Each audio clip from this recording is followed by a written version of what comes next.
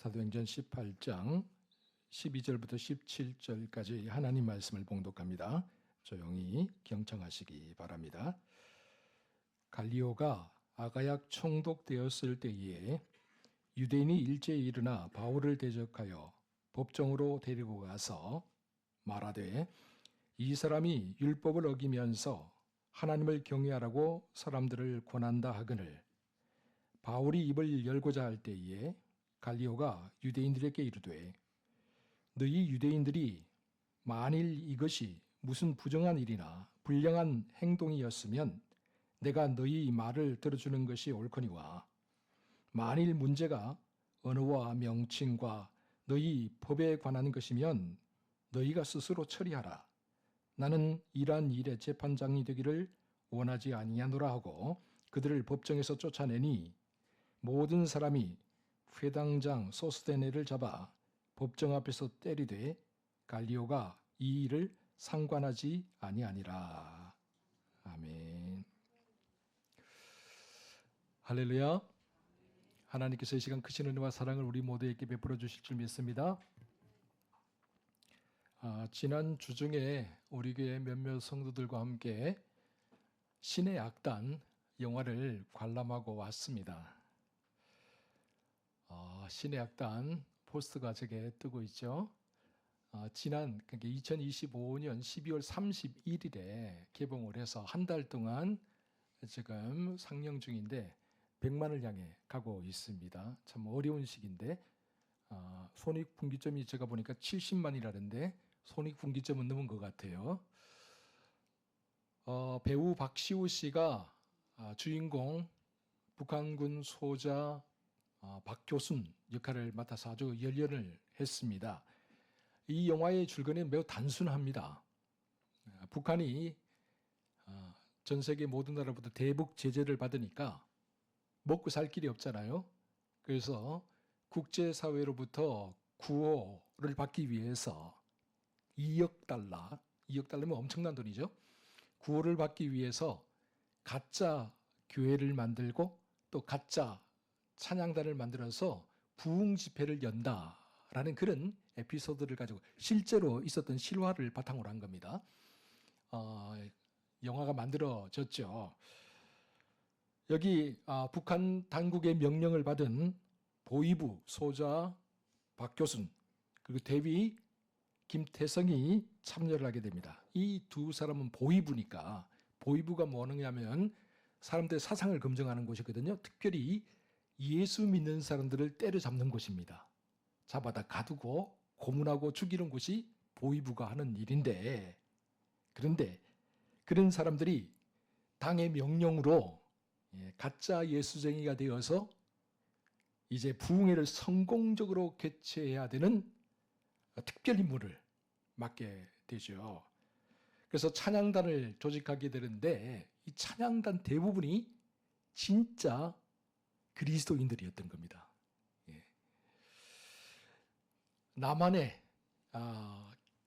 남한에서 교회에서 부르는 찬양의 모습, 부흥의 모습을 보여주면서 남한 사람들보다 실감나게 연기해야 된다 해서요. 기도하는 법을 배웁니다. 또 철저하게 위장하기 위해서 가열차게 성경을 읽기도 합니다.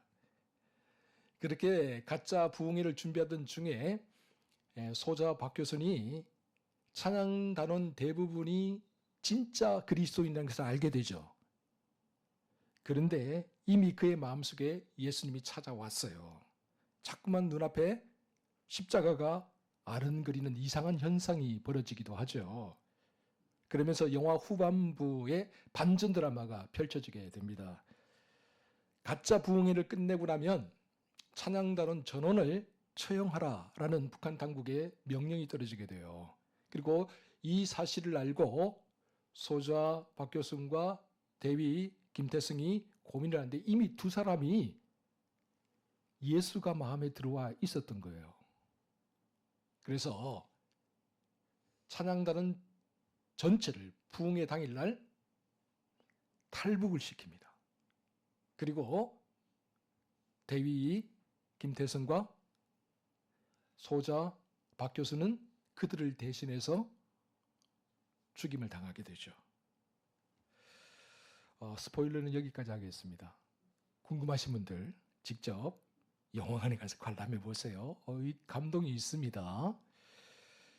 이 영화가 감동이 있는 것은 반전 드라마가 있기 때문이 아닌가 생각을 해봐요.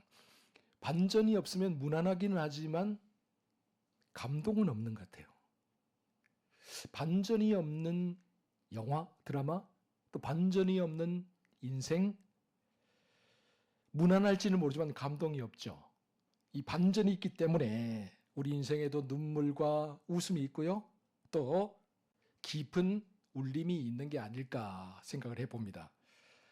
오늘 본문도 가만히 읽어보면 극적인 반전 드라마입니다. 우리가 무심코 읽고 지나가기 때문에 잘 알지를 못할 뿐이지 당시 상황을 우리가 조금만 더 깊이 생각하면서 이 본문을 읽어보면 이 본문에는 정말 놀랍고 극적인 반전 드라마, 하나님이 준비하신 위대한 섭리가 숨어 있다는 것을 우리가 알게 됩니다. 사실 오늘 본문에 나오는 바울의 일대기를 가만히 보면 그의 연대기를 이렇게 만들기 굉장히 어려워요. 왜 그러냐면 우리가 일기를 쓰면 보통 날짜를 적잖아요. 그죠? 2026년 1월 30일 이런 식으로 날짜를 적잖아요. 그런데 성경에는 날짜를 적은 게 거의 없어요. 그러다 보니까 도대체 바울이 언제 여기 갔는지 또 언제 저기 갔는지 우리가 알 길이 없다라는 것이죠. 하지만 사도행전을 가만히 읽어보면 우리가 여러 가지 힌트들을 발견하게 되죠. 그래서 이 힌트를 토대로 해서 바울의 일대기를 성경학자들이 다 이렇게 되었을 것이다. 이 연대 여기 있었을 것이다. 그렇게 추측을 하게 되는 겁니다. 우리가 바울이 어떤 사람인지 잘 알고 있습니다.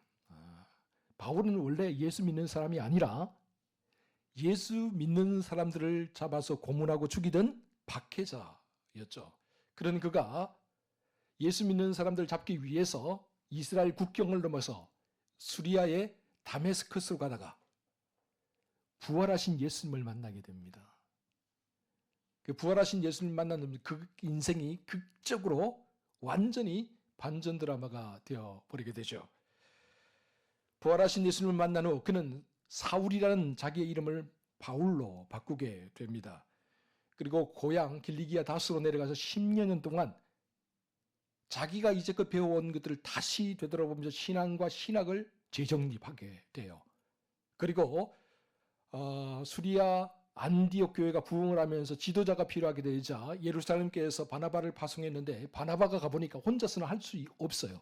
그래서 길리기아 다소까지 가서 바울을 데려옵니다. 함께 동력을 해서 안디옥 교회를 든든하게 세워가죠. 그렇게 목회를 하는 도중에 성령의 강권적인 명령에 따라서 바나바와 이 바울을 기독교 역사상 최초의 선교사로 파송을 하게 됩니다. 제1차 전도 여행은 바나바의 고향이었던 구브로 섬을 중심으로 해서 여러 곳을 다녀오게 돼요. 그리고 제2차 전도 여행을 준비하던 도중에 이 마가 요한 1차 전도 여행 때 밤빌리아 바보에서 자기 집으로 돌아가 버린 전도 여행을 포기하고 돌아가버린 이 마가 요한을 데리고 가느냐 마느냐를 놓고 바나바와 바울이 심하게 싸우게 되죠. 그래서 둘이 갈라지게 됩니다. 결국 바나바는 마가 요한을 데리고 1차 전도여행 때 돌았던 구브로와 여러 지역들의 교회들이 제대로 서 있는가를 확인하러 가게 되고 바울은 실라와 디모데를 데리고 드로아에서 배를 타고 유럽으로 건너가게 됩니다. 유럽으로 건너가서 빌립보 교회죠. 그리고 빌립보에서 데살로니가로, 데살로니가에서 베레아로, 베레아에서 아테네로, 아테네에서 이제 고린도로 넘어옵니다. 그리고 고린도에서 1년 6개월을 머물면서 복음을 전하게 되죠. 그런데 중요한 것은 이런 긴 여정들이 언제 이루어졌는지 연대기를 우리가 알 수가 없다라는 거예요. 왜요? 성경이 전혀 연대를 기록하고 있지를 않아요. 그런데 종종 힌트가 등장을 하게 되죠.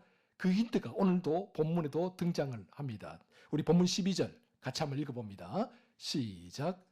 갈리오가 아가야 총독되었을 때에 유대인이 일제히 일어나 바울을 대적하여 법정으로 데리고 가서, 우리 본문 12절 첫 나오는 단어 갈리오라는 그 단어에 한번 우리가 주목해 볼 필요가 있어요.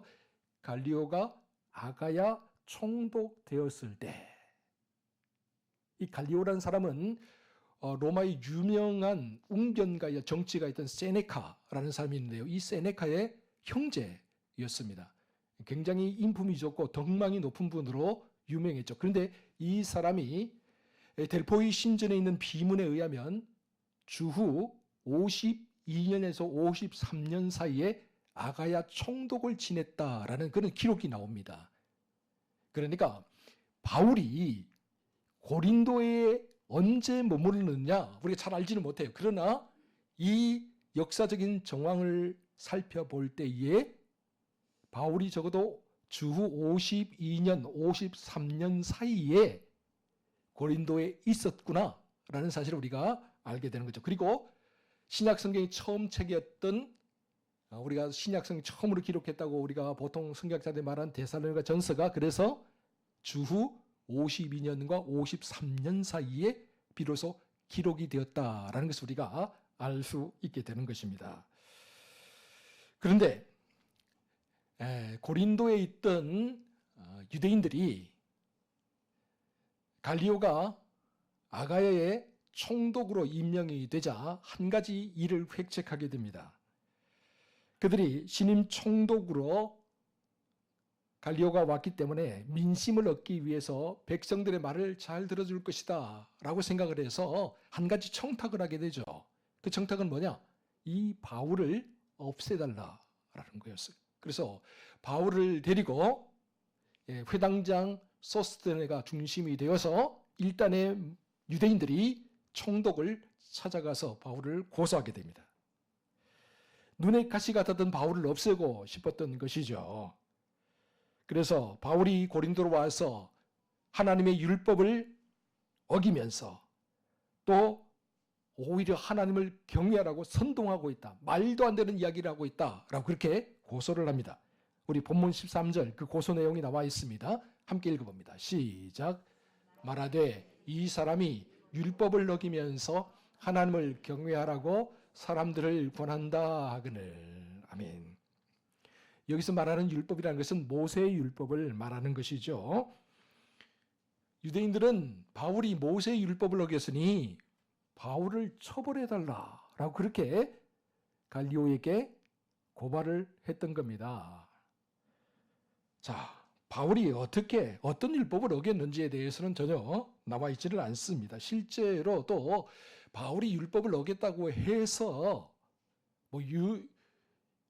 로마 법에다가 이렇게 고발할 그런 상황도 아니에요. 왜냐하면 로마인들은 여러 나라를 식민지로 삼고 있었기 때문에 식민지에서 자체적으로 섬기는 종교에 대해서는 매우 관대한 정책을 펼쳤습니다. 만약에 식민지 종교를 없애버리려고 했으면 로마가 분란에 휩싸였을 거예요. 그래서 관대한 정책을 펴서 싸우지만 않고 문제만 일으키지 않으면 너희들 전통대로 너희의 관습대로 모든 것을 행해라. 그렇게 아주 관대하게 정책을 폈던 거죠. 그래서 이 점을 잘 알고 있었던 갈리오는 유대인들이 고소를 하자 바울이 딱 변호를 하려고 하니까 변호를 딱 못하게 멈추게 합니다. 그리고 말을 하죠. 이 문제는 내가 관여할 게 아니다. 그래서 이 고소를 각하시켜버립니다. 만약에 부정한 일이나 불량한 일로 말미암아서 나에게 고소를 했다면 이 사람에 대해서 내가 심판을 하겠지만, 재판장이 되겠지만, 고소의 내용을 들어보니까 다 유대인들 너희들의 언어와 명칭에 관한 문제, 너희들의 전통과 관습에 관한 문제인데 이 문제는 로마법으로 관대하게 너희들끼리 알아서 해결하라고 되어 있다라고 그렇게 말을 했던 것이죠. 여러분, 이 갈리오의 이 태도를 우리가 주목해 볼 필요가 있는데, 갈리오가 바울을 아꼈기 때문에 이렇게 한 게 아니라는 거 우리가 기억해야 됩니다. 굉장히 냉담하게 냉소적으로 이 문제를 다루고 있죠. 냉정합니다. 굉장히 이성적으로 이야기를 하고 있는데 갈리오가 바울을 구하기 위해서 유대인들의 이런 위협으로부터 보호해주기 위해서 그런 일을 했느냐? 그렇지 않다라는 거예요. 갈리오는 어디까지나 로마의 관리로서 냉정하고 매우 이성적으로 이 문제를 해결하려고 했다라는 점이죠. 근데 놀라운 사실은 하나님은 이런 갈리오의 냉정한 태도, 냉담한 반응을 사용하셨다는 거예요. 그래서 이 갈리오의 냉정한 태도를 통해서 바울을 보호하셨다라는 사실을 우리가 주목해 볼 필요가 있다라는 것이죠. 자, 총독 신임이었던 총독이 자기들의 말을 들어줄 거라고 생각하고 바울을 고소했는데 이 일이 자기들 마음대로 안 됐어요. 그리고 각하해버리고 법정에서 쫓아내요. 그러니까 유대인들이 열받았습니다. 화가 잔뜩 났습니다. 그래서 어떻게 하느냐? 우리 본문 17절 아주 재미있는 장면이 나옵니다. 같이 읽어보겠습니다. 시작. 모든 사람이 회당장 소스데네를 잡아 법정 앞에서 때리되 갈리오가 이 일을 상관하지 아니하니라. 아멘. 모든 사람이, 그러니까 그곳에 모였던 유대인들이죠. 유대인 모든 사람들이 회당장 소스데, 그 고발과 고소의 책임자였죠. 그 소스데를 잡아서 법정 앞에서 때렸다. 갈리오 앞에서, 갈리오가 보는 앞에서 매질을 했다. 발길질을 했다라는 거예요. 그런데 갈리오는 어떻게 한다고요? 알아서 해라. 끝까지 냉담한 태도를 취하고 있다. 자, 그런데 여러분, 여기에서 우리가 갈리오가 아니라 소스데네라는 사람에 주목해 볼 필요가 있어요. 자, 1차적으로 소스데네는 어떤 사람입니까? 회당장이라고 나와 있죠. 그런데 우리 지난 시간에 읽었던 사도행전 18장 8절을 보면 그곳에 이미 고린도에 있는 회당의 회당장이 나와요. 그가 누구냐면 그리스보라는 사람이 나와요. 그리스보라는 회당장이 있는데 또 다른 회당장이 나온다? 여러분, 이게 어떻게 된 걸까요? 여긴 두 가지 가능성이 있다라고 저는 생각을 해봅니다. 첫 번째 가능성은 뭐냐면 이 그리스보가 바울이 전한 복음을 전해 듣고 예수를 믿고 난 다음에 회당장을 그만두어서 소스데네가 후계자가 되었을 가능성 하나가 있겠죠. 그리고 두 번째 가능성은 뭐냐면 그리스보와 소스데네가 회당장을 번갈아 가면서 같이 동력했을 가능성이 있습니다. 유대인들이 여러 곳에 정착촌을 만들고 살았는데 특별히 고린도가 정착촌이 굉장히 컸던 것 같아요. 정착촌이 크면 사람들이 많겠죠? 많으면 회당이 큽니다. 그럼 이 회당을 작을 때는 한 사람이 맡지만 크게 되면 한 사람이 관리를 못해요. 그래서 때로는 아덴이라든지 큰 회당에 보면은 관리하는 회당장이 여러 명이 있었다라는 것을 우리가 기록으로 알 수 있거든요. 마찬가지로 고린도도 회당이 컸기 때문에 그리스보와 소스데네가 공동으로 회당장이 돼서 관리했을 것이다 라고 추측해 볼 수 있다라는 것이죠. 어쨌거나 중요한 것은 유대교를 대표해서 바울을 고소하는데 앞장섰던 소스데네가 그 고소가 갈리오에서 각하되어 버리자 아니 자기를 믿고 따랐던 사람들이 오히려 자기를 잡아서 갈리오 앞에서 때렸다라는 거예요. 이게 무슨 망신입니까? 소스데네가 얼마나 억울하고 분통이 터졌겠습니까? 아니 자기들을 위해서 지금 변호를 하기 위해서 이 일을 하고 눈의 가시 같은 바울을 없애기 위해서 자기가 앞장을 섰는데 돌아온 결과는 뭡니까? 매맞는 거예요. 창피를 당하는 거예요. 여러분, 그런데요, 놀라운 사실은 이 사건이 소스데네의 인생에 180도 완전한 전환을 이루었다는 사실입니다. 그의 인생이 완전히 바뀌는 계기가 되었죠. 그렇다면 이 사건 이후에 소스데네는 어떻게 되었을까요? 고린도전서 1장 1절을 우리가 주목해 볼 필요가 있어요. 바울이 에베소로 건너가서 쓴 고린도전서 1장 1절은 이렇게 기록하고 있죠. 우리 함께 같이 읽어보겠습니다. 시작. 하나님의 뜻을 따라 그리스도 예수의 사도로 부르심을 받은 바울과 형제 소스데네는, 여러분, 하나님의 뜻에 따라서 그리스도 예수의 사도로 부름을 받은 바울, 또 바울의 형제가 누구라고요? 소스데네라고 말하고 있습니다.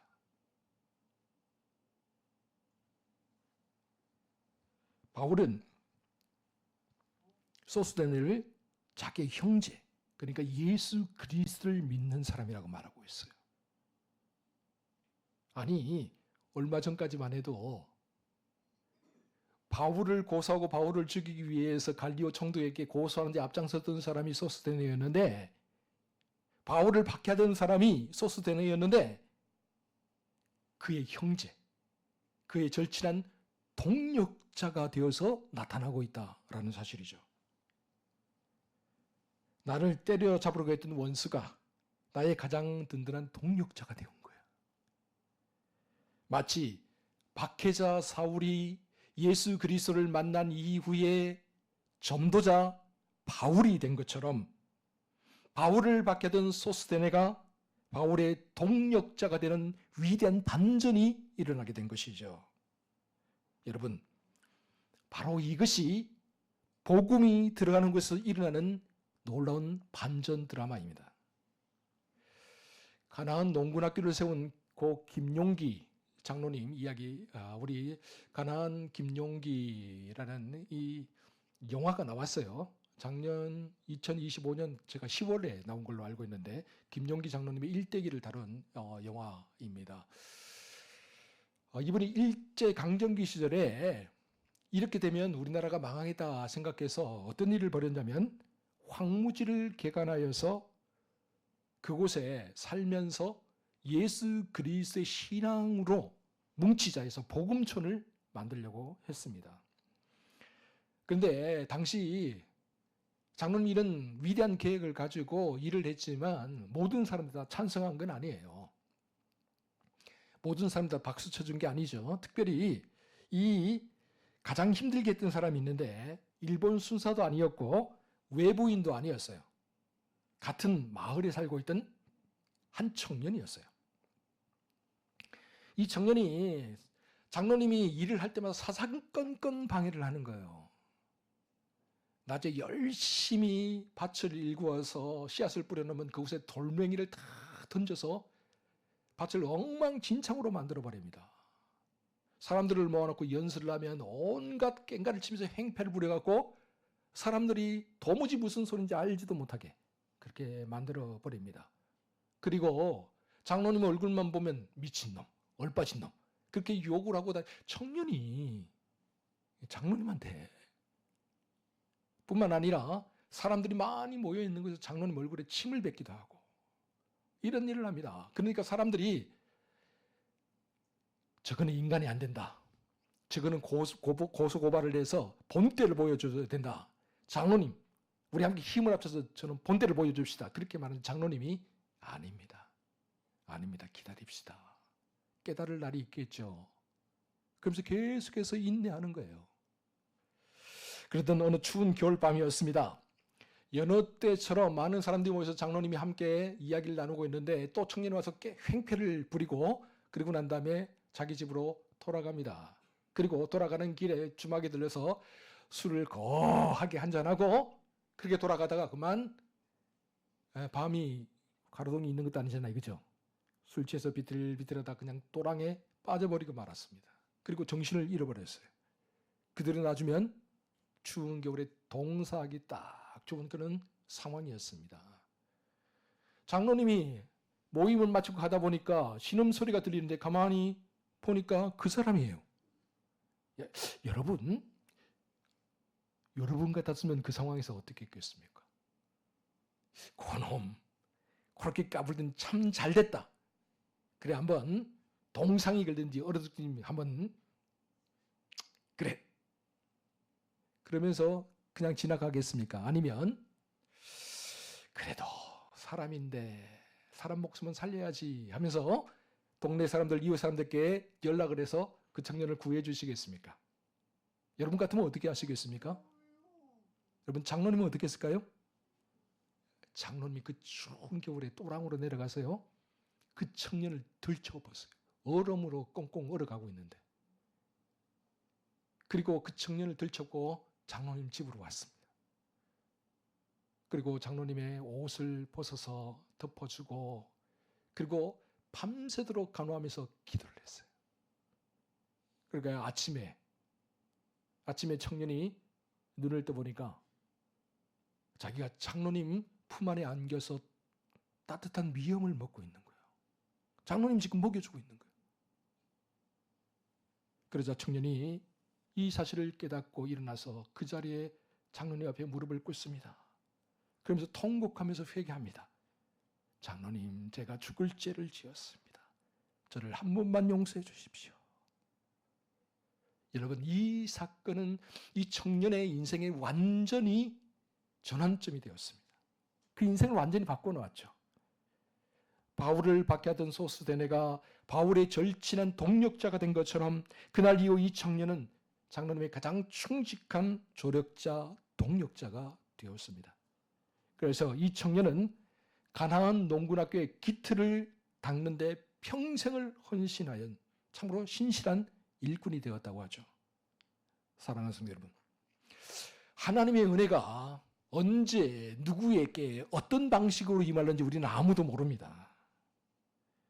나를 가장 힘들게 했던 사람이 훗날 나의 가장 든든한 동력자, 조력자가 될 수도 있어요.